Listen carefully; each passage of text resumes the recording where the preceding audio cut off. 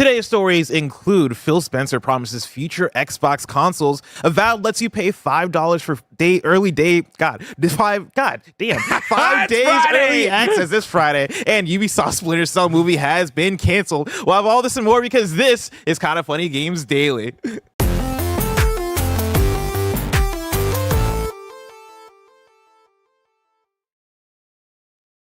Yo, what's up? Welcome to Kinda Funny Games Daily for Friday, November 15th, 2024. I'm one of your hosts, Blessing Adeoye Jr. Joining me is WWE superstar Greg Miller. Woo! What's up, everybody? How you doing? Doing good, Greg. How are you doing? I'm great. Cole's here. He's getting his pets right now. Of course, as soon as we start, he's like, I don't want to be in the bed. I got to come over here. Like, I can walk around. Yeah. How you doing? I'm tired. Yeah? Yeah. Is that what that was? That's what that was. Because you don't need an excuse. You work too hard. You do a million shows. It's going to happen. Yeah, it's the double thing of it's Friday, and now we moved soccer to Thursdays. And we also have about half our games this season are at 9:15 p.m. And so we finish off, and they always go late. So now we finish off around like 10:15, 10:30. Yeah. And then afterwards, we're on a high. We got our energy up. And so maybe last night we were like, let's get some milkshakes. And so I was out late last night. And so it was one of those mornings where it was really slow to get up. And then I got up, and then I had to play some Pokemon TCG battles. And so it was slow to get out of bed. It's one of those mornings, but I'm trying to hang in there. I'm glad you're there. I'm glad you're hanging. It's a Friday. It's going to be a fun day. We're going to have a great time out here. Hell yeah, we are. Yeah. We're going to talk about the game news. A lot about video Skeleton games. Crew, because we got these kids going to Vegas, too. I know. I was very surprised when I walked in. I was like, why are you here, Roger? Yeah. Yeah. I'm like listening to my podcast. I'm eating my bagel, and I look up and I see Roger. I was like, oh God, what's what are going you doing on here? Get out of here. You're not supposed to be here. Well, let's get into it. Of course, remember, this is Kinda Funny Games Daily. Each and every weekday, we run you through the nerdy news you need to know about, live on YouTube, Twitch, and on podcast services around the globe. If you love what we do, support us with the Kinda Funny membership on Patreon or YouTube to get all of our shows ad-free, watch us record them live, and get a daily exclusive show. For a chance to be a part of the show, submit your thoughts and opinions as YouTube Super Chats as we go. Housekeeping for you, the Visual Triangle merch drop is here. The year is 2024. Space travel is possible, but the in-flight beverage service is lacking. We no longer have to choose between frame rate, resolution, and quality. Take full control of the Visual Triangle right now at kindafunny.com/store on sale for a limited time. We're an 11-person business all about live talk shows. So today, after KFGD, you're going to get GAMESCAST, which is a PS I Love You XOXO reunion where we discuss PlayStation's 2024. And then the stream we have after. a comprehensive review coming. All right. I'm scared because I thought it was just going to be us just talking about like the games that came out. Well, it is, but I mean, like, I'm going through. I'm trying to timeline everything. Keep me honest out there. I have threads up on Threads, Twitter, and Blue Sky about what you thought, everybody, of course, PlayStation's 2024. We'll do super chats as well, but I'm looking through to make sure I'm trying to do a month by month. Here are the biggest things, and not everything, but here's the biggest stuff that happened in terms of layoffs, game releases, Metacritic, stuff like that. Oh yeah, are you putting up the PS I Love You background for that? Like, what's the vibe? Fuck yeah, we are. Are you kidding me out there? And then the stream after that is going to be some Alien Isolation with Nick Scarpino. Woo. I don't know if we could just say yes to that without checking in with me. We don't have that set anymore. You're Barrett. You know how to do everything. Okay. At least you can do the PlayStation background, right? Yeah. All right, cool. The normal GameScast background. Yeah, like the PlayStation themed one. Godspeed, Cole. Whatever you're going to find out there, enjoy. Oh, no, you're going to let him free? Let him go. Oh, God. Look at him. He's running. He heard Andy's laugh. He needs to see Andy. I respect scurrying free. He's just like Mike. Ready to go, and then he stopped because he was like, oh God, I didn't think I did this far. Looks back. God, they actually let me go. If you're a Kinda Funny member, of course, you can get today's Gregway, which is? I haven't recorded it yet. It's one of those where on the way to work, I look through all the Patreon comments and the chats and stuff like that. I'm like, none of them spoke to me today. Mm-hmm. So it's like I wanted to get going. Sometimes I like Gregway to get the wheels and the juices going, and then sometimes I like to put it at the end. So I'm gonna do it. It's a short day, kind of, in terms of on-screen content. I got a million fucking calls and things to play or whatever. Yeah. But like once we're done with GamesCast, I got like 2 calls back to back, and then I can go. So by then I'll see what I've percolated on. Again, thread me on any of the threads of the things of the stuff. Let me know. Thank you to our Patreon producers, Delaney Twining and Carl Jacobs. Today we're brought to you by Sonic at Top Golf, Marvel Snap, and Shady Rays, but we'll tell you about that later. For now, let's begin with what is, and forever will be, the Roper Report. It's time for some news. We have 5 stories today. A baker's dozen. Starting with story number 1, Xbox's Phil Spencer says we'll definitely do more consoles. I'm pulling from Chris Scullion at Video Games Chronicle. There will be more Xbox consoles in the future, Microsoft's gaming CEO Phil Spencer has said. In an interview with Rolling Stone following the launch of the company's new This Is an Xbox marketing campaign. You can do the thing, or you can do the stuff. And then you got the thing, and then you do the stuff. And I know the real song, everybody. I just don't want us to get claimed. Well, that's the reason why you're just doing the fake lyrics. You can do the thing, or you can get the stuff. Tim, mute it. So he muted it. I'm like, can I sing it? And he's like, just don't sing it too closely. So then I did that, and then he's like, do you know what the song sounds like? Shut up, Tim. But like, we'll change the lyrics. Shawn Michaels better super kick your ass. I feel like it's the tune of it. He said I wasn't even remotely close. I mean, it's not really close at all. No. Well, thank you. I'm doing my job. I guess that's fair. No, you're right. That's fair. Spencer explained that the shift to a multi-platform strategy doesn't mean that the Xbox Series X and Series S will be the final Xbox consoles. Quote, we'll definitely do more consoles in the future, Spencer confirmed, and other devices. Other devices may refer to the often reported Xbox handheld, which Spencer said earlier this week was in the pipeline but was likely still years away. When asked by Rolling Stone if Xbox would release a mid-generation console upgrade similar to the PS5 Pro, Spencer was less definitive, appearing to suggest he didn't think the difference in performance was worth it. Quote, we think about hardware that can create unique value for our players or creators on our platform, he explained. We don't need to do incremental hardware for our own benefit. Does a new device really give you a unique experience on screen in some way? It's less like the old days, going from the original Xbox to 360. That was standard definition to high definition. Now it's harder to show the benefits, end quote. Greg Miller, you talked about that this is an Xbox campaign yesterday. How do you feel? You can do the thing, and you can do the stuff. Which is what Phil Spencer was telling everybody. I'm telling Bloomberg. How do you feel about coming out of that campaign, right, having the discussions that you're having with Tim, going into Phil Spencer talking about the fact that there will be future Xbox consoles? I feel it's a needed conversation to settle down the beehive you kick when you start talking about the fact that you can be an Xbox anywhere on any screen. I think it would have been nice to see this announcement paired with, here is the Xbox handheld, here is the vision for the next Xbox console. But I also think Phil's been open this week of the Xbox handheld is real. We're working on it. It's years away. Yeah. Like, it's not close. Which also then to me says the next Xbox years and years away, unless the next Xbox is the handheld. Think about it. No way. Think about Absolutely it. Absolutely not. I know. But I'm just saying. So anyways, this is something that needs to be said because, again, you're trying to speak to two different audiences where you are speaking. The whole point of the bus stop ads that Barrett is seeing and then the commercials we got yesterday is the idea of, hey, normal person, you're working your 9 to 5 watching the NBA game tonight.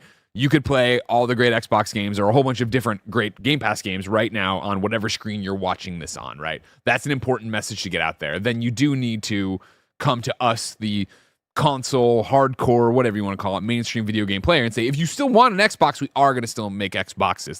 This is not us saying goodbye to generations. I didn't see a lot of that yesterday. Like, I'm not in the most, particular Xbox communities, right? The subreddits you're not on the subreddits.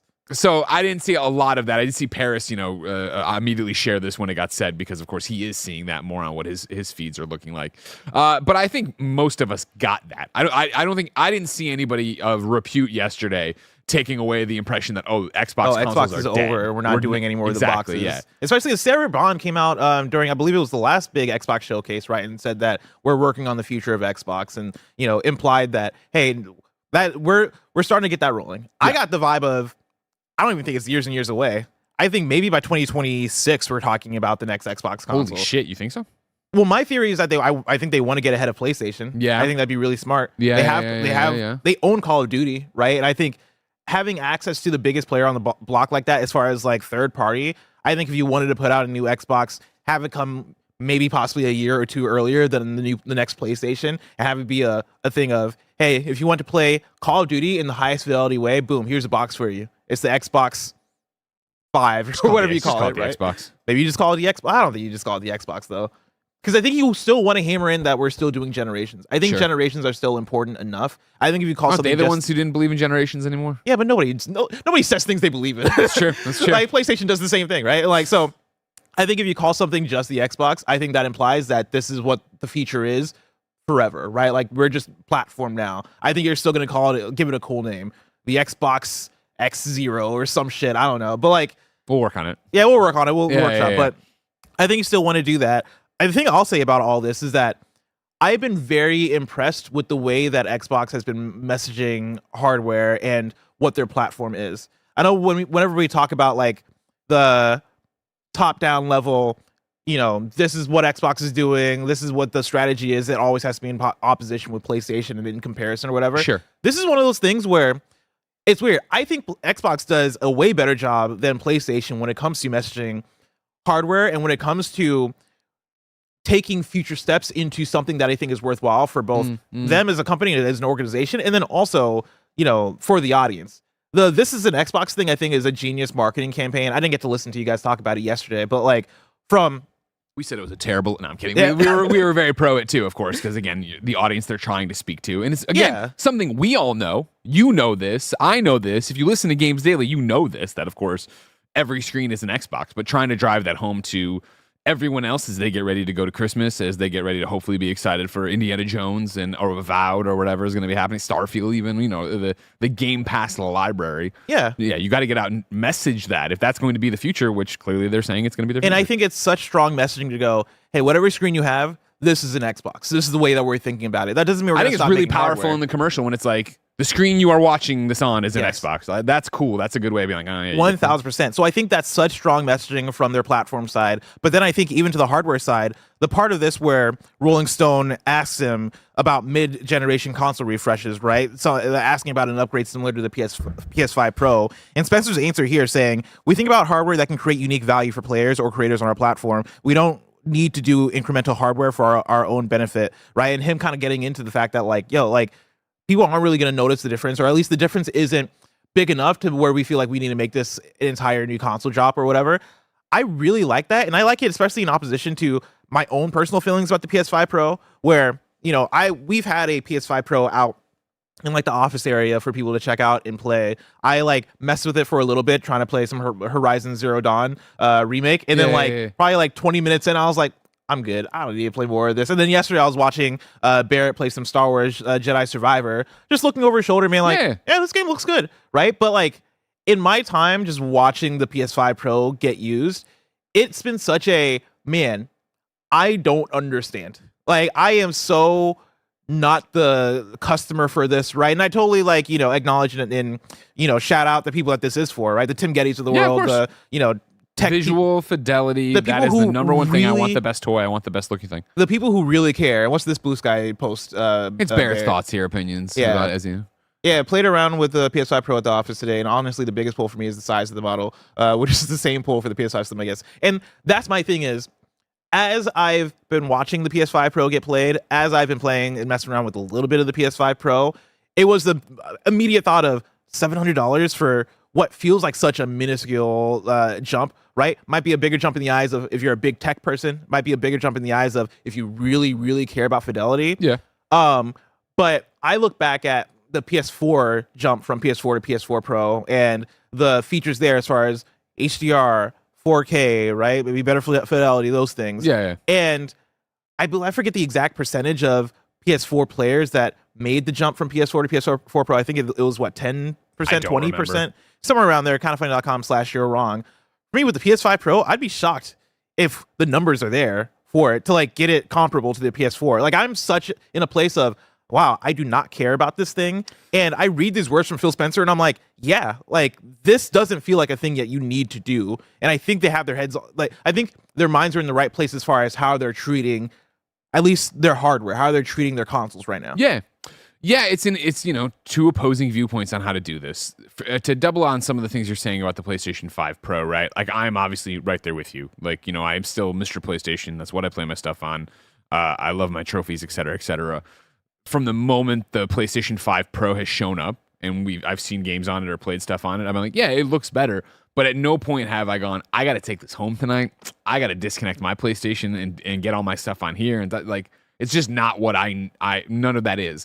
I do think the PlayStation 5 Pro's not Trojan horse by any stretch of the imagination, but the reason it exists is to be the replacement for the PlayStation 5.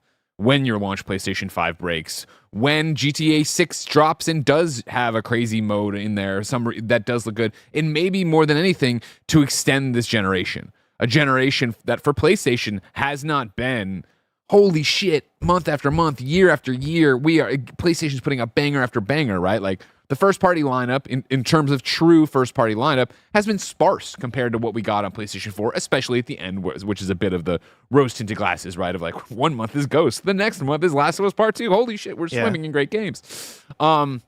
I think if they expect this generation to go on longer than what, they maybe expected at the front, putting this out makes sense because you're going to get more people in, and then at the end you're going to want more people you're going to have more people who are, well, I've gone this far and it's starting to die, or there's this new game. That's the thing where I think there is, Barrett's tweet, understandably so, calls out Final Fantasy Rebirth, right, as the killer app for this launch, right? Yeah.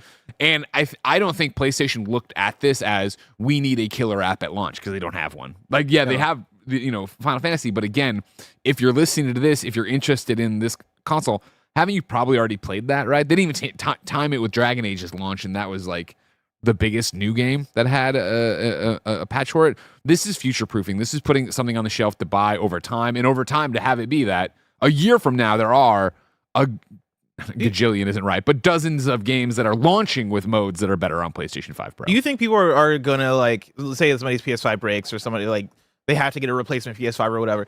Do you think people go for a PS5 Pro? Because I don't think they go for a PS5 Pro. I think they just buy a PS5 Slim. I mean, this is the usual of like, that's $700. Sure, but like what? The Slim is $399. Is that right? I think $399 is. I believe it's on sale now, right? PS5. One of the things just went on sale. Well, yeah, but like let's talk about a January. normal day. All right. Yeah, for Target it's $599, or I'm sorry, $499, $500 for PlayStation. And I'm not even diving into what it is. Best Buy is $499. So across the board, it looks like it's $500. Yeah. And so for me, it's $450, and then on sale right now for $380. Okay. Why is Target? Oh, it's because it's Black Friday stuff. Let's just, for the sake of argument, stick with $499 because okay. I'm Joe Blow gamer. I'm buying my son one. I don't know anything about game, and I look here and it's okay. Target selling for $499. I think that everybody, of course not, but I do think there's a good amount of people who would look at it and go, wait, why is this one $200 more? Oh, it does X, Y, and Z and looks better and yada, yada, yada. Or it is a hardcore gamer who's like, well, right now, in 2024, November, right? Can you justify it based on there's a Dragon Age patch and there's a patch for Final Fantasy? Fuck no. But in a year when it is that, all right, cool, everything that's dropping, it has this mode, and every reviewer is talking about how great Ghost of Yotai looks at, 4K 60 frames. Like, yeah. I guess my thing is, will we get there to where that is the talk of the town? Are we going to get there a year from now where when we talk about Ghost of Yotai, we're going to be talking about, and it looks so much better on PS5 Pro? Or are we just going to be like, yeah, Ghost of Yotai looks good, looks great across everything, like might look a bit better on PS5 Pro, but yeah, if you're playing on base PS5, just play it on base PS5. This is the usual argument, right, where you see the stuff that's in the tiered structure where the thing that's a little bit less money or just less money, right, is so close. Like, you're already putting down $500. And I don't know about you, but like for me, when I start thinking about big purchases, right, there's like that $100. Like, okay, $100 is something for sure, right? Then if you're going up to $500, I feel like the gap between $100 and $500 is humongous, right? But $500 to $700 is way smaller than $500 to $1,000. Yeah. And again, I am not carrying water for the PlayStation 5 Pro. I just was wrong about the PlayStation 4 Pro, where I was kind of like, who cares? And more people cared. I think this is one of those things of, well, I have this library and my games will look better. And, even the games that I'm committed to now, a Fortnite or whatever, they're putting in modes that do, and this is, if it actually happens the way PlayStation wants it to happen, then, okay, there's a reason for me to put this in and get that. And again, GTA or Hogwarts Legacy 2 or whatever that's saying it'll look the best here. Yeah. I throw up my hands because I am the Xbox thing. Like, I gladly sacrifice the fidelity to play on my phone, to play remote play, to do, like, I don't give a shit. I play on the cloud. I guess I definitely hear you. I guess I just view it so much differently than the PS4 Pro, because the PS4 Pro at least had... You did a great job of explaining PlayStation 4 Pro having way more bullet points than exciting. And I think the PS5 Pro bullet points just are, like, right now, if I'm a Best Buy employee and somebody comes up to me and they're like, hey, I'm in the market for a PS5, what, like, should I get a PS5 Pro? I'm looking at them and I'm like, listen, how much... What's your home theater setup? Yeah, what's your home theater setup? Do you do the thing with the black levels and all that jazz? Like, are you going to Digital Foundry and, like, looking at the pixels and being like, ooh, this looks like sure... But I honestly, it's for me, it's such a hard sell to spend $250 more on a thing that, like, genuinely, I don't think is that big of a deal. Whereas the PS4 Pro, like, that's coming out in a time where it wasn't right at the same time, but we're slowly starting to see a trickle of more and more people getting 4K TVs, where the biggest selling point for a PS5 Pro, if you're a Best Buy employee, is, oh, do you have a 4K TV? This is the one to get. Oh, or have you already had a PS4 and it's fucking dying trying to play God of War 2018? This is the one to get, right? And I think there are just easier selling points for the Pro. I agree but, 1,000%. I'm not, I am not making, I want to make very clear for the internet folks, I am not making the argument. Greg Miller would not tell you to get a PlayStation 5 Pro. I think I am of the camp of these games do look better. Yeah, not enough that I'd want to fork over the cash. You're going to be fine for what you're playing over here. I would just with all the conversation, I'd be Please. Same with Blessing. I'd be very surprised if the PS5 Pro does anywhere near what the Like PS4 Pro did for that generation, right? Especially in a time where people are definitely looking to save money wherever they can. 100%. Yeah.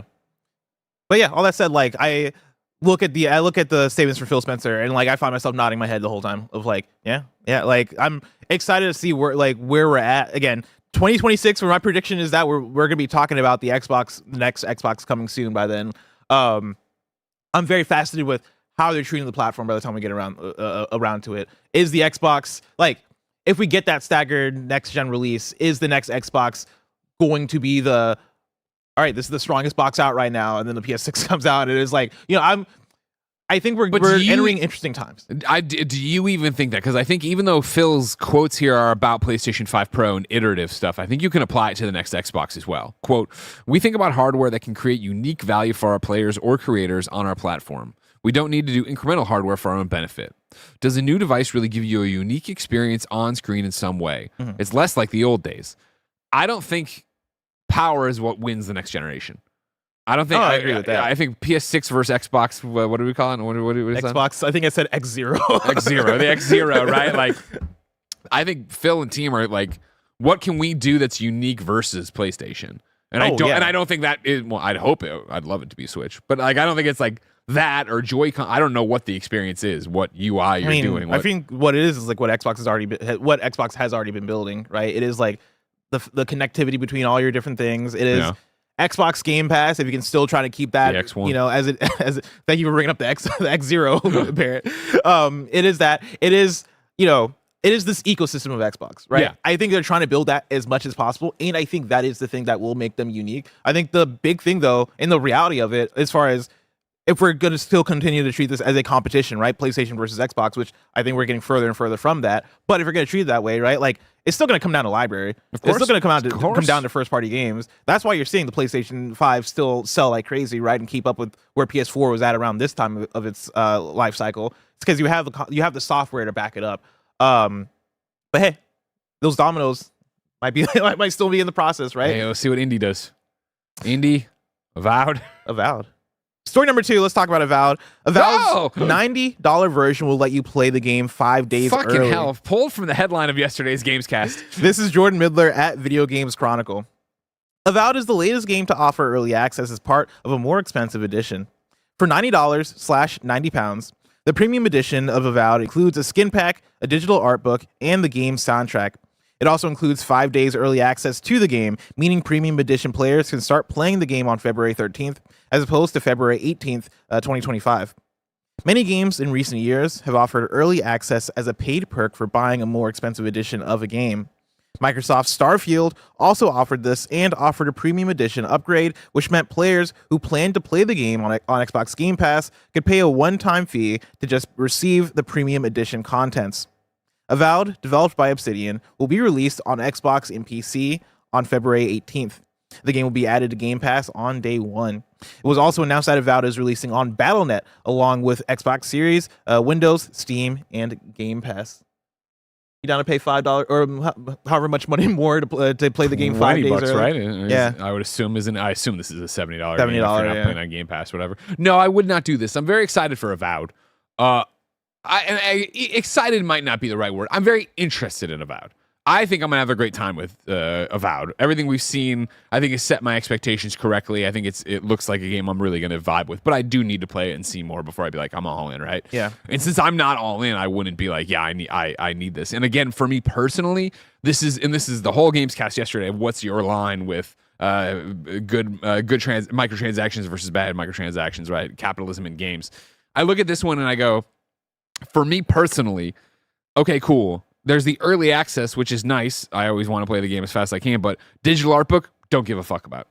Soundtrack, don't give a fuck about. Skin pack, I have not. You could put up Elder Scrolls Online people, Avowed people, probably a whole bunch of different people from Outer Worlds, right? And I'd be like, I don't 100% know who's the protagonist. What I know, there's the Lizard Man in Avowed, right? That we've seen. Am I gonna give him a skin that I give a shit about? Or the skin's awesome? I don't know. What you think, Barrett? It's going to be a really cool skin, Greg. Really quick, can we just say fuck a digital art book? I want a real physical art book. Fuck a digital book. Let me put it on the coffee table. Let me feel the paper. Let me actually look at it. And get out of here with the digital art book shit. What about a digital soundtrack? Because this is like I know it from the PlayStation. No, because you can only do it on the fucking console. Why am I listening to fucking music? What is this? The 360 era where I'm burning CDs onto the 360 to listen to while I play Burnout? Get the fuck out of here. We get most of the codes we get come with the fancy whatever edition of any game. Yeah. And whenever I download a game on my PlayStation and then I come and I turn it on and I open up and it's like a separate tile. Yeah. It's like, here's all the additive. I'm like, what the fuck is it? Immediately delete. I don't want this shit. No, digital art book. I'm just going to let me go to Google Images, type in concept art for Avowed and get the same exact fucking thing. Yeah. And I think that's one of the bummers about it. Like, again, what is your line? What do you want? Yada, yada, yada. Love it, hate it, whatever. Starfield. Yeah. When they did the early access and they did like the constellation pack and the watch and the cred stick and yada, yada, yada, nobody knew if you're going to like the game or not like the game. But I thought that was a nice physical good offering. Like, I still have the cred sticks on my desk. Like, that was when I looked at it. I was like, oh, cool. The art book in a physical manifestation in a cool box or something. That I can love be a fun. physical art book. Yeah. Because really the point of books is to like have a shelf. Of course. Have people come over and be Look like, how smart I am. Yeah, be like, oh, see, Oh, I'm wait, these aren't intelligent. books at all. These are just video game art books. Yeah, these are just pictures inside. But yeah, wait, they're still sealed. This was still wrapped in plastic. oh, dude. When I got the game 5 days early and I got the book. You look at my shelf, half them shit's wrapped in plastic still. I'm not opening any of that. But yeah, like, Cole being crazy over there? No, he's not being crazy. It's just one of those. He's like at my foot. I go to pick him up. He jumps back. I'm like, well, do you want up or do you not want up? Do you want up? Get some uppies. Bless, can I have some uppies? After the show, I'll give you some uppies, Barrett. Yeah, the 5 days early thing is I think it's a battle I quickly just gave up on. Like, I think like the first time it happened, I was like, oh, that's weird. I don't know if I Well, it like used that. to be like 3 days. Yeah, like I feel like it's been getting Not that- longer. I don't know if longer. that's better or worse, but it was just like Wait, hold on. How many days is like, okay, enough is enough. We got to do something about this. 2 weeks early. I mean, when we talked about this is what started the GAMESCAST, conversation for yesterday. It was Life is Strange. Yeah. Here's 2 episodes, 2 weeks early of our 5 episodes. What the fuck are you talking about? Absolutely And I nuts. think that's another part of it where I don't want to be offensive because I'm not trying to be, okay? Okay. I don't think Avowed is that big of a deal to everyone. I think a lot of people know Obsidian and they're like, fuck yeah, an Obsidian RPG, right? Like, let's go. Yeah. And there's Outer Worlds fans for sure.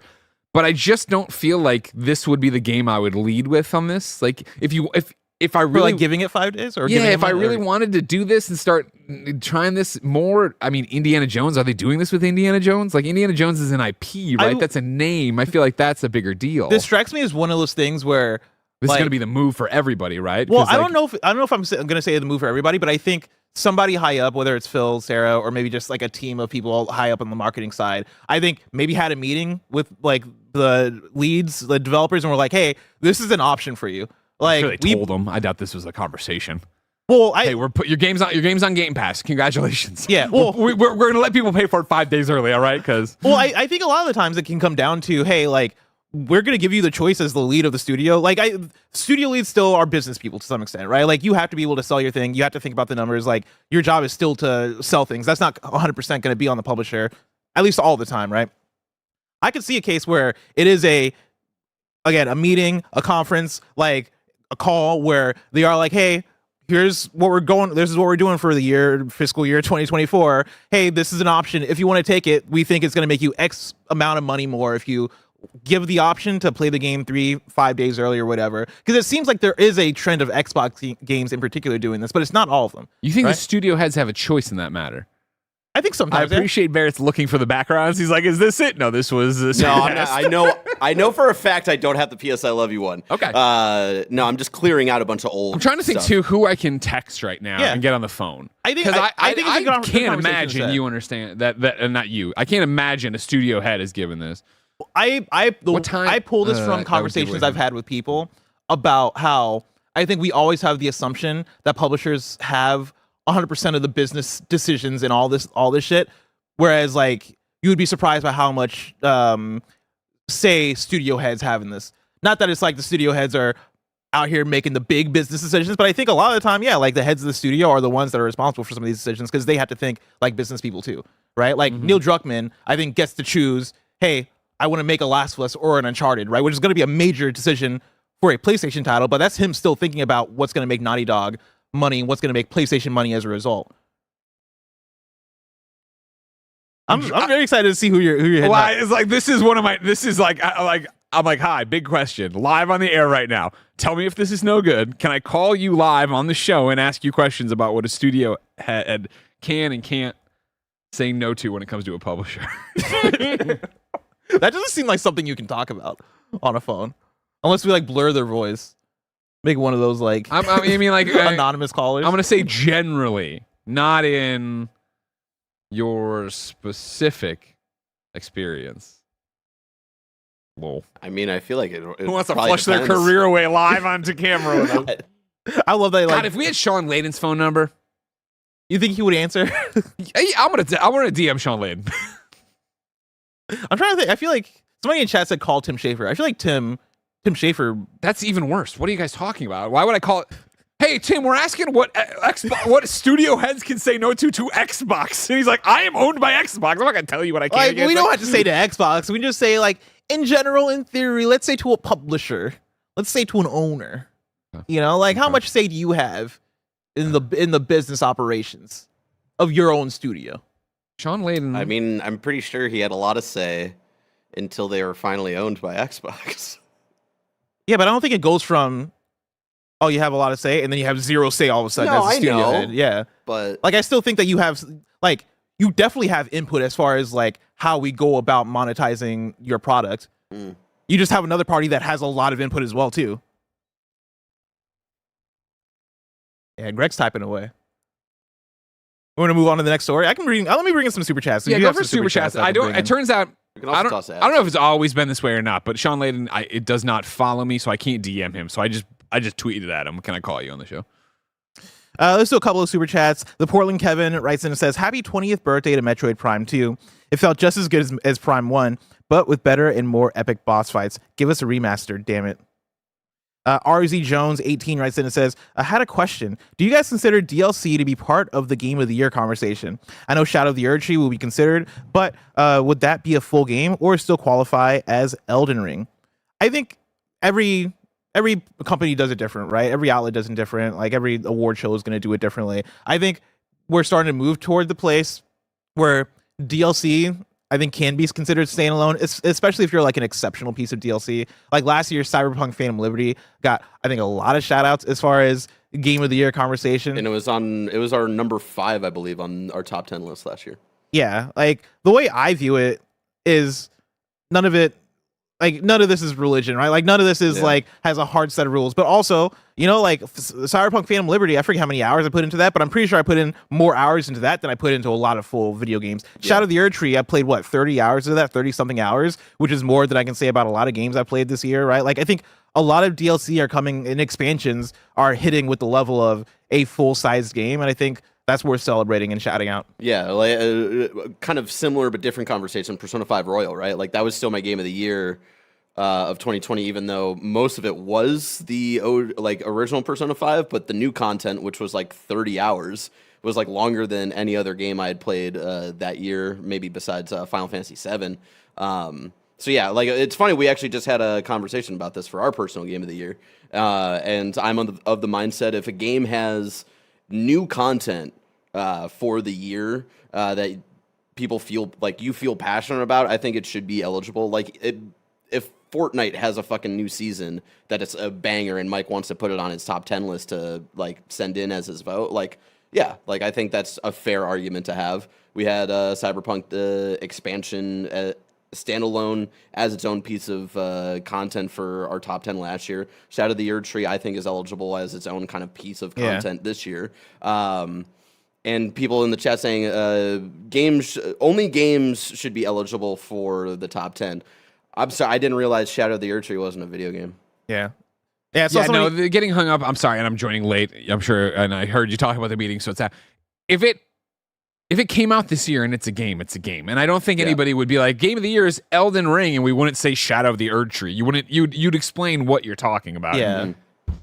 Yeah, like there was somebody earlier in chat, and I missed the name, sorry, but somebody was like, ours has nothing to do with game of the year. All right, Cyberpunk 2077 Phantom Liberty was one of the best things I experienced last year, right? Shadow of the Erdtree is one of the best things I experienced this year, right? I use ours as a thing just as a way to measure, like, oh, if you're going to say DLC is small and that's going to be your argument, right? Like, that's why I use ours. But, like, some of the best experience I have are DLC sometimes. Like, Fortnite was on our top 10 back when it was only, like, the 4 GameScast hosts, like, voting.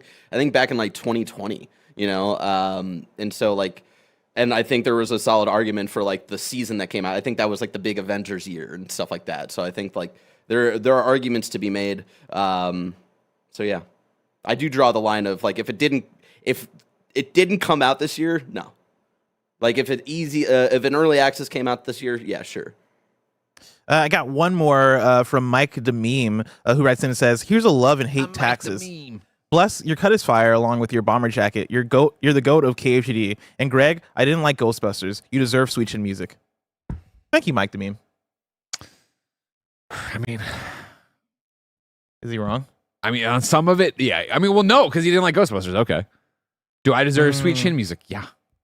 Think how many people I've fucking crushed to get to where I am right now. You know what I mean? So that's a good point. You crushed a lot of people. You crushed a lot of people. Here we go. All right, we got somebody to say yes. Okay.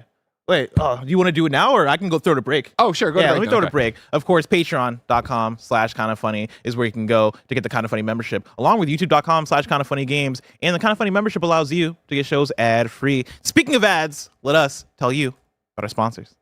This episode is brought to you by Sonic the Hedgehog at Topgolf. Y'all, when you take one good thing and you take another good thing and you mash them together, that is when magic happens. Kinda Funny loves Sonic the Hedgehog. Kinda Funny loves Topgolf. So Kinda Funny is hyped for Sonic the Hedgehog and friends to arrive at Topgolf at supersonic speed on Friday, November 15th with the launch of the new Topgolf game, Sonic the Hedgehog, exclusively available for play at Topgolf venues across the United States. Created for players of all skill levels, which is great for me, Topgolf meets the fast-paced action of Sonic in this new in-venue game where players go head-to-head in iconic virtual Sonic environments, Green Hill Zone and Sky Sanctuary. You can play as 4 iconic characters, Sonic, Tails, Knuckles, and Amy, to hit springs, collect rings, and destroy badniks. For players making the transition from a joystick to a club for the first time, Topgolf has your back with its new club, the Sure Thing, designed to make golf less hard. Come play around with your friends and family at a Topgolf near you and try out the new Sonic the Hedgehog game. This episode's brought to you by Marvel Snap. Y'all know Marvel Snap completely took over my life when it burst on the scene 2 years ago. I love it so much that I even mentioned Marvel Snap in my wedding vows because to this day, my wife Gia is so obsessed that she has not missed a single day of completing her challenges. Marvel Snap is an award-winning collectible card game that combines deep strategy, a unique snapping mechanic, and your favorite Marvel characters with thousands of unique card art variants created by renowned artists to collect and use. One of my favorite things about Marvel Snap is just how fast-paced it is. Each game only takes about 3 minutes, so it's always a great time to pop in for a game or two. New cards are released every week, new seasons every month, and frequent events keep the game fresh and exciting. Each game takes only 3 minutes, so you can get in and out wherever you are, and with more than 270 cards in Marvel Snap with over 2,000 unique art variants, you'll always find something new. Download the Marvel Snap app now, available on the App Store, Google Play, and Steam, or visit marvelsnap.com to learn more. This episode's brought to you by Shady Rays. Forget the boring gifts this year. Shady Rays makes finding something special for everyone on your list easy. With premium polarized sunglasses that bring both clarity and comfort, you'll be giving a gift that they'll appreciate every time they step outside. Shady Rays is an independent sunglasses company offering a world-class product rated 5 stars by over 300,000 people. Their shades have durable frames and crystal clear optics, making them the perfect choice this holiday season. Every pair of shades also comes with lost or broken protection. If those shades ever disappear or get damaged, Shady Rays will replace them, no questions asked. Shady Rays makes gifting easy with a team ready to help with fast and friendly support.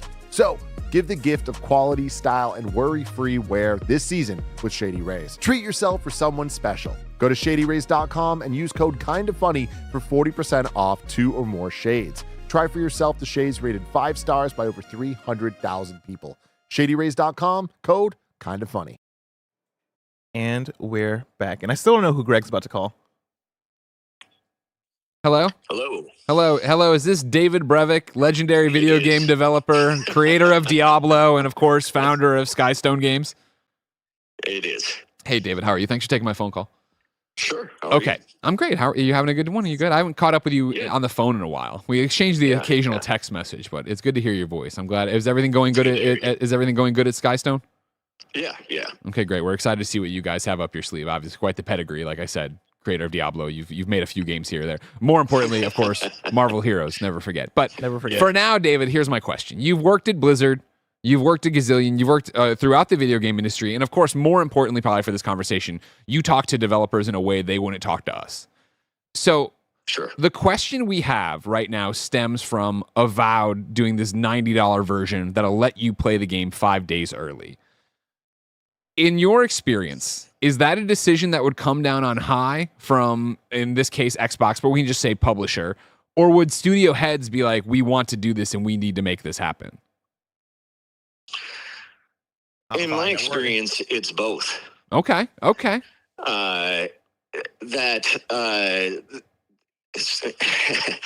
When you are trying to pitch a project to whoever your boss is, and you're trying to get a project made or whatever, it's all about the business, right? And so like they're going to be the people that are okaying, hey, we're going to spend whatever, $100 million, several $100 million on this project, whatever the number ends up being. They've got to make sure that the business makes sense. They've got to make money on that, and they're putting their careers on the line to okay these particular projects. So the studio head has got to go, well, I understand that they've got to make money in order to get my thing approved. So how are we going to come up with ways that we can entice gamers to spend the money that we would require in order to get this project kind of the thumbs up? So it is a little bit of a mix, right? You have to balance that you have to figure out a way that you're going to make a game profitable, as well as make as well as try and service your customers and the community as best as possible.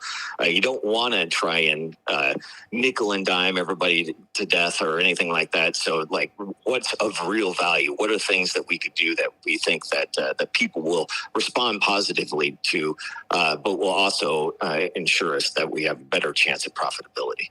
Awesome. Thank you so much, David. Sure. All right. Well, have a good time and keep making games. All right, thanks. All right, bye. Good to talk to you, man. Good talking to you. Bye. First off, you nailed it. Yeah. Congratulations, Wes. Thank you. Secondly, I appreciate the one person who was like, you didn't say he's live on the air. First off, you saw me frantically typing beforehand, and do you think that I answered the phone? I'm like, hello, Nick Scarpino, co-founder of Kind of Funny and comedian from a documentary. Like, no. Well, awesome. There we have it. There you have it. Figured it out. A mix of both. It could have been that way. Yeah. All right, let's move on to story number 3. I forget if there was even more of the conversation. I forget what I was trying to prove. That was I mean, your point was just like us talking about why this happens, when's it acceptable, and then like it was this conversation of, is it Phil saying this, or is it also the devs being a part of it, or studio head being a part of it? Yeah, and so and I think we're trying to trace back of like, is this going to be a norm for Xbox going forward, right? Is this? And I do think it will Xbox be. games. Yeah, I think this is the thing of like, you can have every game on Game Pass. Congratulations, you will get them, but we want to make as much money as possible. So if it is, we're gonna. I think I think this is them setting the stage, and they've already been doing this, correct? Of like, we're doing this, and now going forward, this is how it's always going to be.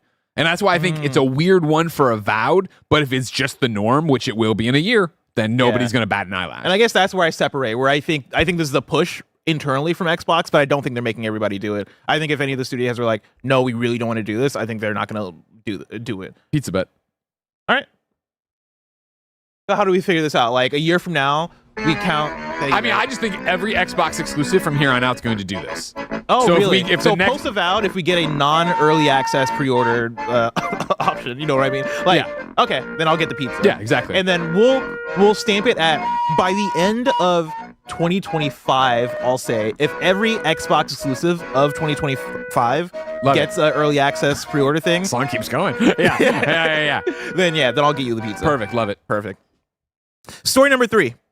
Ubisoft Splinter Cell movie has been canceled. No! This is Sophie McAvoy at gamesindustry.biz. Ubisoft's Splinter Cell movie adaptation has been canceled, according to one of the film's producers. As reported by the direct producer, Basil Iwanek, confirmed the adaptation was no longer in production. Iwanek signed onto the film in 2013.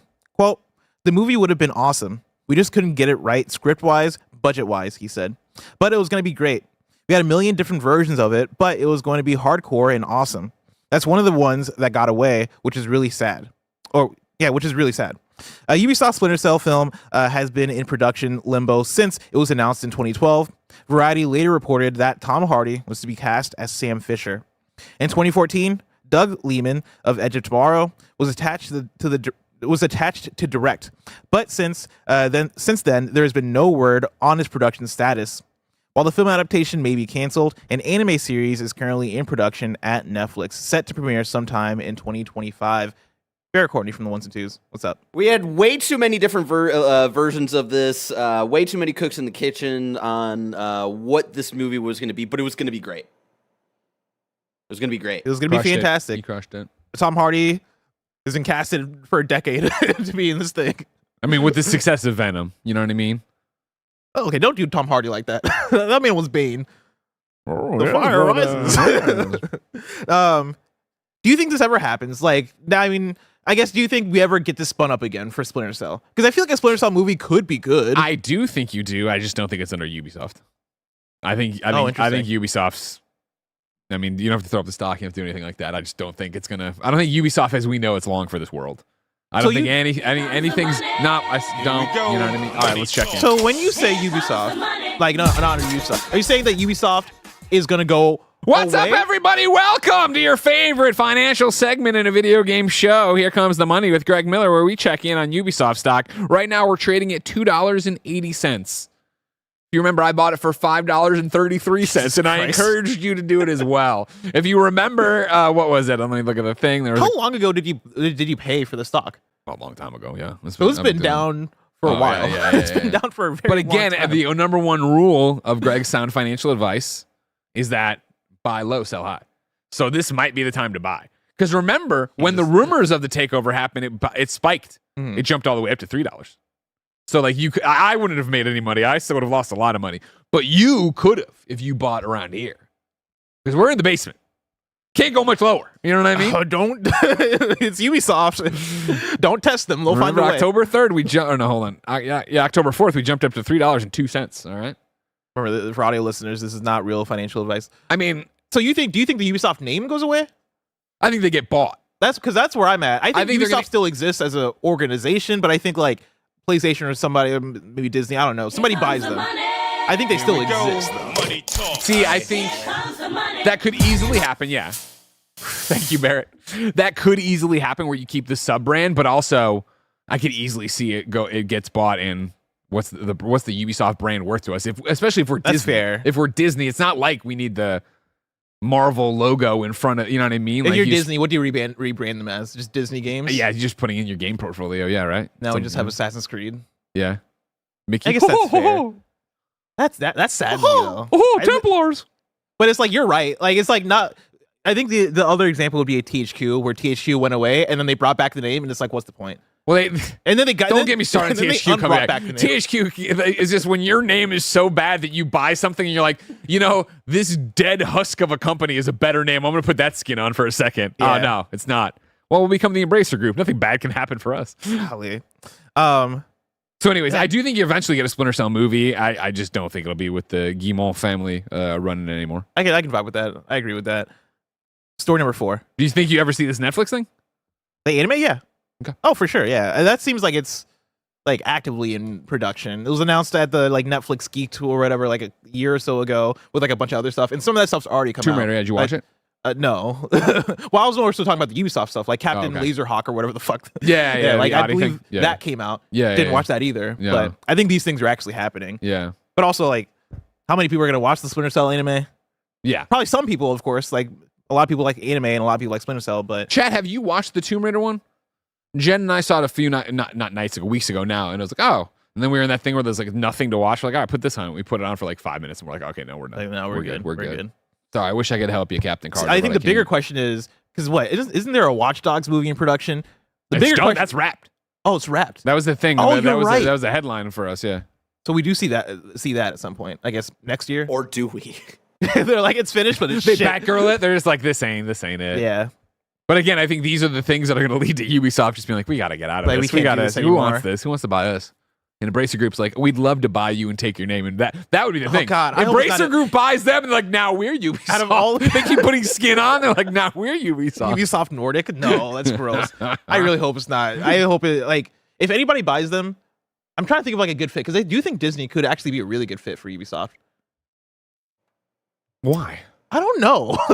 Like Yeah, that's weird. Well, because they've been making maybe this Star Wars and Avatar as well. Yeah, recently. I guess that's why. I think you just turned Ubisoft into the Star Wars, Avatar, Do and we Assassin's see Creed studio. Ubisoft under Disney if it comes to fruition that the EA exec does actually end up being the president for Disney? Oh, yeah, Wilson, right? Because then I think it's actually more likely that Disney buys EA. Oh. And I don't see them buying both, you know? I don't want that. I know. Leave EA alone. You Ubisoft thrilled with what you're thrilled with what EA's doing? I mean, I'm not mad at what EA's been doing, right? Like we got the fucking Dead Space remake. Didn't we just complain about Ultimate Team and FIFA yesterday? Well, yeah, but like that's a necessary evil to get the other things. Okay. Do you like Star Wars Jedi? I do. Oh, Yeah. I feel like EA has a lot of good stuff going now. I'm not one of the EA's the evilest, worst company in the world people. Yeah. Like, I think they've made a lot of bad decisions and stupid shit, but it's there's Like- a corporation. I feel like EA's the most like we're a corporation that makes video games. But like, for And me, we figured I out think how to do it Disney's also kinda successfully like that enough. too, but they have, the Mickey Mouse mask. Sure. my and thing John is, Drake. I think EA, the current version of EA, right? Because EA, over the years, EA has gone from villain to maybe slightly less villain. I think they're in a version right now where like they're getting shit done. Not the most exciting shit, but Yeah, like they I brought think back college football. they're Man. not Ubisoft. Ubisoft, I'm like any day you can announce your closing, and I'm like, all right, well, it was bound to happen. And even Ubisoft, where it's just like Ubisoft's such an interesting one, and I'll be so fascinated to see when we get to the next chapter and inevitably Jason writes his next book about them.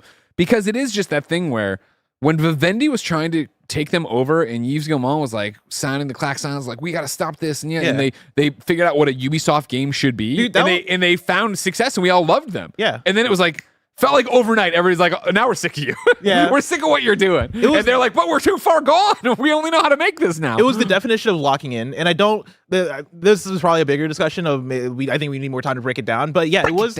Well, the Vivendi takeover. What was that? Like 2015-ish, 2016-ish. I want to. I thought it was still at IGN. I feel like I was still at IGN. I think the we Vivendi at IGN right now? takeover was like a year over, like the course of years. Yeah, And I feel but- like the moment where like the Guillemot family was like, no, this is us. We are Ubisoft. Was the same year as Beyond Good and Evil 2 being shown. And I was at IGN. So I think that was like 2017. 'Cause I'm where they thinking, were like, fuck early- Vivendi, officially, this is us. Early mid PS4 era is what I'm thinking of. Where I feel like Ubisoft during that era like had something good going. Like I think I would say they were locked in during that time. And then it was around whenever Ghost Recon Breakpoint came out. I feel like that was just a downturn of, oh, we've given up. Like we got nothing left in the tank. Like everything's just going downhill from here. That was 2019. I mean, yeah, that's end also of the 2019. same year as Division 2. Great I game. want to say. Great game. Great game, yeah. I honestly think it was like the. But like the thing I'm trying to diagnose is Dr. Bless. He's doing a house call. What went wrong? Is it just that was it the transition into current gen? Did games just get way too expensive and way too high production that Ubisoft just couldn't keep up anymore? Where they went from AAA to now almost feeling like AA? Like where was the turn? Because PS4 generation, I feel like they were in it. I want to say it was probably that 2019, 2020 kind of area, right? 2020, we get into the pandemic. People are, I feel like maybe Ubisoft was one of the maybe that's it, yeah. ones that might have been a bit slower on trying to figure out how to do all of this not in a normal way. Obviously, they had like the success with Valhalla coming out that year, but then over the course of the next few years, we don't see a lot of games from Ubisoft, and I think like they're definitely, there is a backload of, oh shit, we have a lot of projects, but nothing's coming out. There's also the point where Ubisoft, like all of the sexual abuse allegations and like allegations between a lot of people in Ubisoft, I think mid 2020. Like a mid 2020. I'd like to invite everyone listening and watching to the Kind of Funny Gamescast on Wednesday, December 4th, where we'll do where Ubisoft went wrong. We'll figure this out. We're going to get to the bottom of this. I like that. Let's move on to story number 4. When did they hire you, Seth? I mean, I think that was part of the locking in. I think that's part of they locked in. They hired Ubisoft. Ubisoft started at Ubisoft around the same time I started at IGN, so I want to say he was late 2016, early 2017. That's going to be a crux of my argument about where they went wrong. Because, like, listen, like Ubisoft had me tricked for a little bit during those Ubisoft forwards, where I was like, "Damn, they're doing great over here." And then they stopped putting Ubisoft. Damn, look how good he's dressed. Yeah, I was like, "Oh man, Ubisoft's killing it." Then they stopped putting him in the forwards, and I'm like, this shit sucks. This shit actually, this shit's been trashed the whole time. What? Story number 4. Blizzard job ad confirms upcoming open world shooter is in the works. And all signs point to StarCraft. This is Wesley Yenpool at IGN. As spotted on Reddit on November 13th, Blizzard posted a job ad for an associate design director, innovation, on an unannounced game. The description goes into more detail. As the design director of innovation, you'll be the vision holder and owner of key strategic innovations on an upcoming open world shooter game. You stay current with the latest developments in both the indie and AAA space. David Bowie is quoted as saying, quote, go a little Ground control to Major Tom. Go a little bit out of your depth, and when you don't feel that your feet are quite touching the bottom, you're just about in the right place to do something exciting, end quote. The idea of innovating in the deep end excites you, balanced with a pragmatic desire to turn dreams into reality that players can get their hands on and enjoy. That blurb confirms Blizzard's plan to release an open world shooter, but what is it? In September, it emerged that Blizzard was reportedly making a third attempt at developing a StarCraft shooter with former Far Cry executive producer Dan Hay, who joined Blizzard in 2022, leading the charge. The news came from Bloomberg reporter Jason Schreier while speaking to IGN's podcast Unlocked about his new book, Play Nice, The Rise, Fall, and Future of Blizzard Entertainment. Hayes' StarCraft shooter is mentioned in the book, and IGN's Ryan McCaffrey asked Schreier if it's likely to actually come out. Quote, if it's not canceled, Schreier replied, this is Blizzard after all. Their history with StarCraft shooters is not good, end quote. It is 2024, and I'm talking about the StarCraft first-person shooter. Greg, over under, does this come out? I'll say yeah. Yeah? Dan Hayes talented. You know, I remember his presentation for Far Cry 5 and going through all the research they did and the people they hung out with and all that stuff. And, you know, he's a talented guy at making shooters. And so I think if he's got a team over there, you know, Blizzard it is still Blizzard, but it isn't the Blizzard that's chronicled in Jason's book, right? This is the Xbox Blizzard. This is a Blizzard that wants to make games and, you know, not even because he's connected to Blizzard, but as, you know, Brevik said, like, people are trying to make money, right? They're trying to do things. I do think that you'll see this one come out. Oh, yeah. Okay, you got me convinced. Because I read this and I was like, it sounds cool, but yeah, this is a thing that it feels like you've been working on for multiple decades at this point. And I think, you know, when they work on it for multiple decades, it's always important. And Jason's book talks about it, right? Of like, it's not that they're continuously working on it. They have a team working on it. It gets canceled, goes away. Then the idea comes, but it's a different idea. You go for it. This is obviously a different idea from what's come before. Yeah. And I think, again, as you look, if I'm Xbox and I'm Phil, I buy Blizzard, right? I'm excited to have all of these IPs now, right? But very importantly is breaking these IPs out of the very successful lanes they've already been in. StarCraft is a very successful IP for Blizzard and for video games, right? But you're either a StarCraft player or you are fucking not, right? Yeah. So let's get it outside of that. Let's get that into an open world shooter, right? Where you can go through and do something and attract a new audience. It's similar to what you're seeing with Space Marine, right? Where that's an IP that is a million different things, but that means there's so many entry points to get you in, get you excited, and become a huge loser like Rahul Kohli and paint the little miniatures. Yeah, I mean, it reminds me of League of Legends a little bit, where I'm somebody who would never play League of Legends, but then they announced 2XKO, and I plan to be very obsessed with 2XKO, right? And that's a way to get me into that world. And this is a great example of what we're talking about, right? As the industry struggles to be able to find funding for new ideas and new IP, right? Like so many new IP. I'm looking at you, Concord, right? You have come out, they do nothing, they do something or whatever, but it's not as successful as something else. So why not take an idea for a game and put it with a franchise that has an audience and has names behind it? Well, if this comes out, it'll be a big deal. Big deal. Big deal. No. But if I wanted something smaller, say the tiniest news I needed to know about, Greg, where would I go? You'd go to our last story, the Wii News channel, where we cover all the small news items you need to know about. Story number 5, Wii News. From Variety, Sophie Turner is nearly set for the lead role in Amazon's upcoming Tomb Raider TV series. Tricky Madness is out now on Steam Early Access. If you don't know about Tricky Madness, it's basically an SSX Tricky successor style game. I played a little bit of it when I had a demo at one of these Steam Next Fests. Yeah. Pretty cool. Pretty fun. From game developer Via Noble, UK Video Game Expo WASD is dead. Its organizer entered liquidation. Quote, increasing costs and less demand for stand space means running events is just not viable for us anymore, end quote. Pokemon Gen 2 25th anniversary merch is coming soon to the Pokemon centers in Japan. From the Brick Reporter, LEGO was reportedly releasing a second LEGO Horizon set with 768 pieces in March 2025. People love Horizon. Jaina Garcia, get ready. And lastly, did somebody delete the shorter version of this that I had and repaint? Who can say? Who can say? Who can say that they put it in the long version because of the ridiculous and wanted you to read it? Then you edited it, and I noticed it, so I put the long version back in. Amazon Games has announced an event for New World Eternum, the return of Turkulon, from November 20th from December. Not a real name. Return of Turkey. That's some Turkulon. That sounds like a Ratchet and Clank. No, it does what's sound, it? Futurama character. Oh yeah, it does. So yeah, November 20th through December 3rd, and then you tried to delete all this, but I put it back for you. Go Yeah, ahead. thank you, appreciate it. Players can hunt down the feathered, God damn it, the feathered adventure of death, the Turkulon, and his foul army. Foul spelled with a W, mind you. Like See what they're doing here? It's Thanksgiving. Yeah. And his foul army to earn unique rewards, such as the Grand Gobbler Warhammer. You know what? I deleted this without even reading all this shit. I was like, oh, Greg pasted a long thing. I'm just going to shorten it for him. Such as the Grand Gobbler Warhammer, Turkulon's Juicy Calves Boots, and more. Players across Eternum, I forgot this is a New World thing. Players across Eternum can team up with fellow adventurers to take down this level 66 open world boss found in locations including Everfall, Brightwood, Morningdale, and Restless Shore. The whole that should have been in the main news. We're gonna have a fucking read that. That's that long. I gotta get back now that I'm through the main.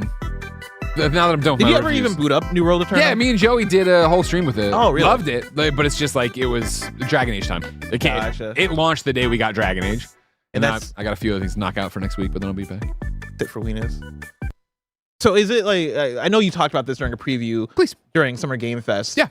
But is it MMO like, or is it more, because I think you had mentioned that it feels like it's a bit more approachable. Especially with this version, New World Eternum, they're leaning harder into the action RPG side of it, but it is still MMO, where, you're running around and you can go fight open world bosses and stuff like that. But it feels more like... When you say, like, am I pressing a button and then I hit? Like, no, it's action. It's an action RPG. You're drawing the bow, you're shooting the arrow, you're swinging your sword. Does it feel good? Yeah, it does. Okay. I mean, I don't think it's as sharp as God of War for sure, but like Dragon Age. Yeah, no, it's close, but like interesting. It was a hard one of going from that to Dragon Age. You know what I mean? Because Dragon Age combat feels so fucking good. Yeah. Whereas this one feels a little bit more MMOE. Yeah. MMOE. That makes sense. But I'm excited to play more. You want to play today? We can play today. Also, let me cash you my pizza bet today. Let's get a pizza. Oh, let's do it. Okay. Yeah. Did we ever confirm that was a pizza bet? Because like people in chat were like, "Oh yeah, Blessed, of course he made the bet." But I think I overheard Roger and Cool Greg trying to find the clip, and I don't think they could find it. Here's my thing. Whenever we ask about if we made this pizza bet, and chat answers, I feel like it's always yes with them ever actually like doing their due diligence. I think they just want us to spend money on pizza. That's where I'm at.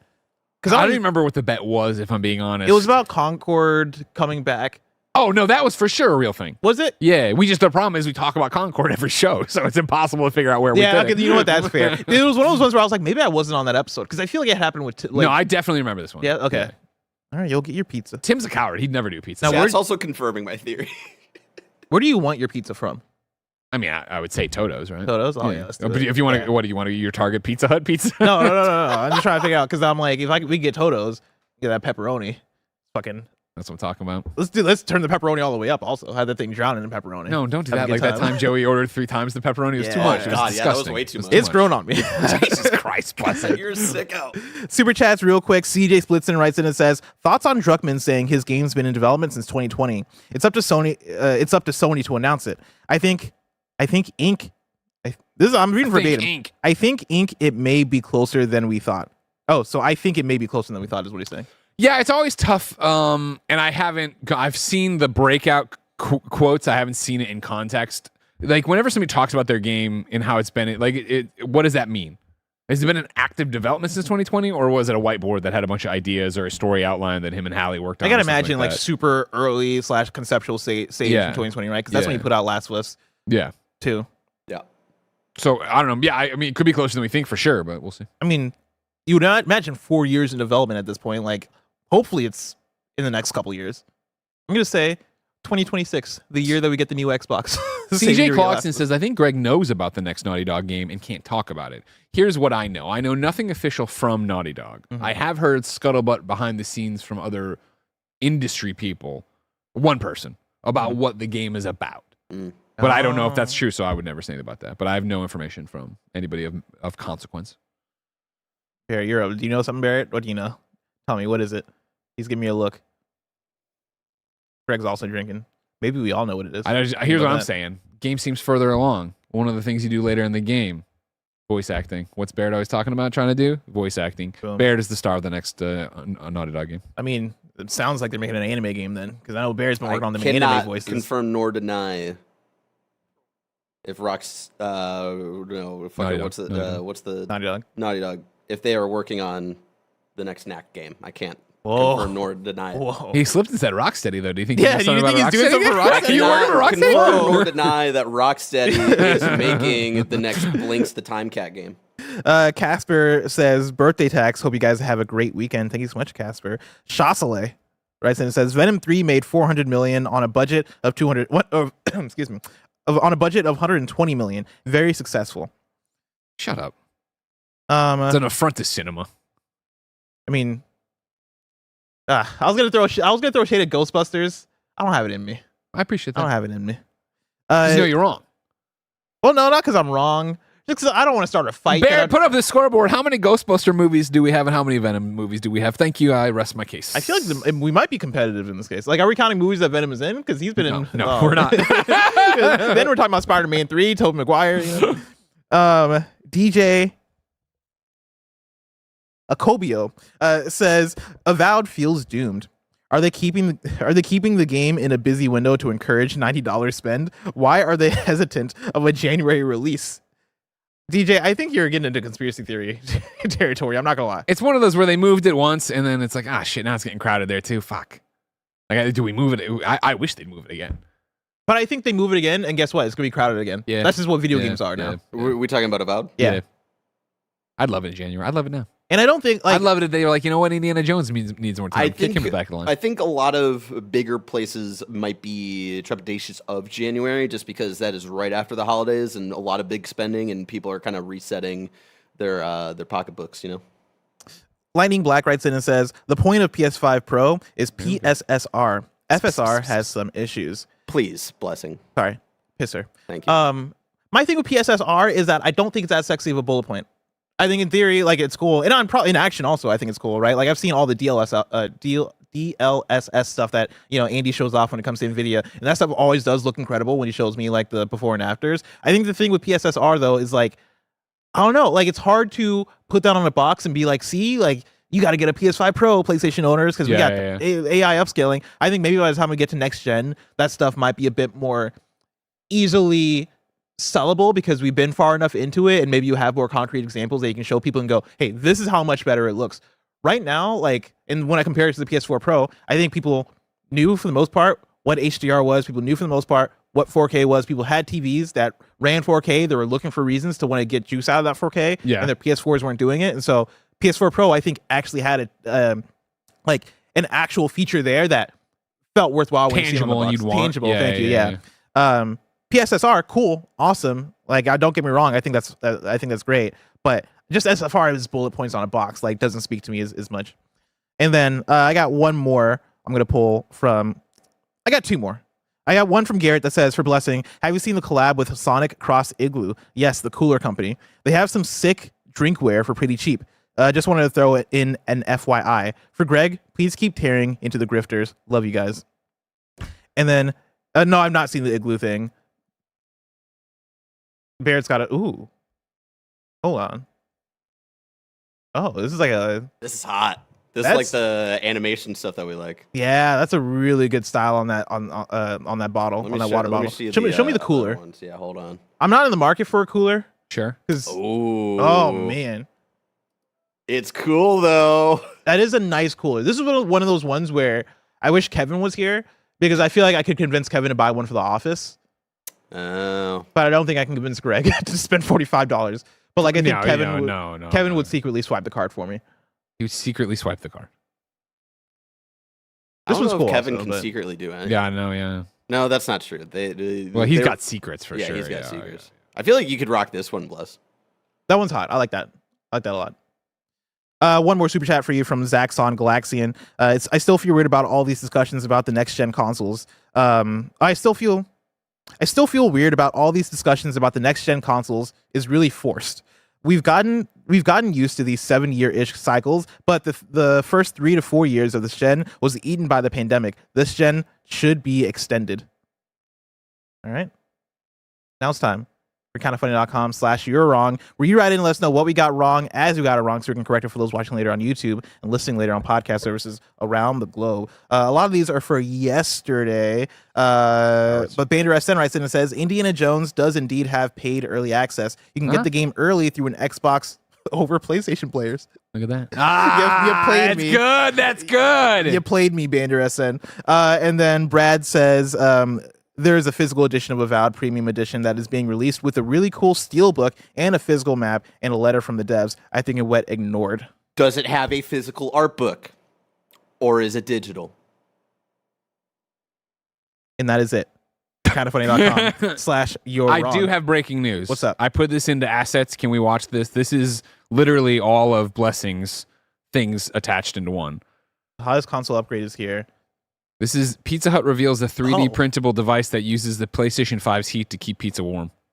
So you put this pizza box on top of your PlayStation 5. It uses the heat from the console then apparently to keep your pizza warm in this box, to warm your pizza while you play. What is going on? What are we doing? Look at this. That looks great. Oh, that looks so great. Good. We don't give enough respect to Pizza Hut, man. Nobody out pizzas the Hut. I'm reading over here from TechSpot. The pizza warmer from Pizza Hut Canada is a contraption that connects to your top of your PlayStation 5. Its design and red highlights are inspired by Pizza Hut's roof. And the lid opens like a laptop for easy pizza access. The device works by channeling hot air from the console's exhaust to beneath where the pizza slices are located and directly into the compartment. It will hold several slices, and it's recommended that you insert a foil tray inside the warmer to protect your console from crumbs and grease. Pizza Hut also suggests that you start gaming first to warm up your console, then add the medium slices. That's a crazy process. We turn on my PS5, start playing some Apex. All right, we've had a few losses. Now let me bust out this Pizza Hut pizza that I want to warm or keep warm. Yeah. Listen. What are we doing? They're thinking outside the box. I do respect it. I do want Pizza Hut to enter the video game more. You know, because like I was having a conversation on the way home from soccer last night with some friends. We were like, if money didn't matter, and we can go back and like do whatever job we wanted, what would we do? And like one of them was like, oh man, I'd love to just work in a grocery store. And I was like, man, I'd love to go back because I used to deliver pizzas during a summer in college for Pizza Hut. I could see myself going back and doing that for a little bit longer, being a delivery driver. Yeah. I was drunk at Gumby's Pizza in Columbia, Missouri once, and I filled out an application to be a driver. Yeah. Didn't get the job, didn't get a call. I can't imagine why, but like I was pretty high on it, and I was talking to the manager there, again drunk. This might have been the night we stole the pizza pie plate too. I don't know. I'm just shocked you submitted the application and didn't get the job because didn't even get a call. Like I thought at least I'd get a call. Like I think my resume was empty. Like I don't think they interviewed me. I think they're just like, okay, cool, you can do it. Like they were looking for pretty much anybody with a license. Your spot was probably a bit more desperate. Yeah, I was gonna say, I don't know. Gumby's pretty popular. Probably need all the drivers they can get. Yeah, fair enough. Pulls back. Greg, that does bring us to the end of Kind of Funny Games Daily, where each and every weekday we run you through the nerdy news you need to know about live on YouTube, Twitch, and on podcast services around the globe. If you love what we do, support us with the Kind of Funny membership on Patreon or YouTube to get all of our shows ad-free, watch us record them live, and get a daily exclusive show. Enjoy the GAMESCAST next, which is going to be a nice little PS I Love You XOXO reunion episode. And then the stream after, which is going to be Nick being Nick. But until next time, Game Daily. It's going to be Nick being Nick.